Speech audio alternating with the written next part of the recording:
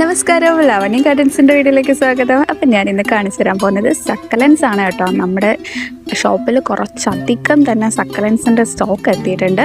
അപ്പോൾ ഈ ഒരു പ്ലാന്റ്സ് ഇഷ്ടമുള്ളവരും വളർത്താൻ താല്പര്യമുള്ളവരൊക്കെ ഒന്ന് ശ്രദ്ധിക്കുക കേട്ടോ.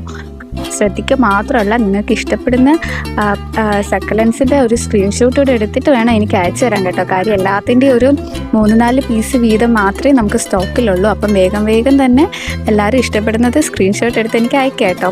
അപ്പോൾ ഓരോന്നിൻ്റെ ഫോട്ടോസാണ് ഇപ്പം നമ്മുടെ ഷോപ്പിൽ സ്റ്റോക്ക് ഉള്ളതിൻ്റെ ആണ് കേട്ടോ ഞാനിപ്പോൾ ഈ ഒരു വീഡിയോയിൽ ഇൻക്ലൂഡ് ചെയ്തിരിക്കുന്നത്. സക്കലൻസിനെ പറ്റി അറിയാലോ, വലിയ മെയിൻ്റനൻസ് ഇല്ല. അതായത് അധികം വെള്ളവും വേണ്ട, വെയിലും വേണ്ട, വല്ലപ്പോഴും ഒന്നിച്ചിരി ഡ്രൈ ആകുമ്പോൾ സ്പ്രേ ചെയ്ത് കൊടുത്ത് നമുക്ക് ഇൻഡോറിലോ ഷെയ്ഡിലൊക്കെ വെച്ച് വളർത്താൻ പറ്റിയിട്ടുള്ളൊരു പ്ലാന്റ്സ് ആണ് കേട്ടോ ഇവിടെ സക്കലൻസ് ഒക്കെ. ഓക്കെ, ഇതിൻ്റെ മറ്റൊരു പ്രത്യേകത എന്താണെന്ന് വെച്ചാൽ ഇതിനെ നടുന്നതിനെ പറ്റി ചിലർക്ക് കൺഫ്യൂഷനുണ്ട്. ഒന്നും തന്നെ അധികം വലിയ കാര്യമുള്ളൊരു പരിപാടിയല്ല കേട്ടോ ഇതിൻ്റെ ഒരു കെയറിങ് എന്ന് പറഞ്ഞാൽ.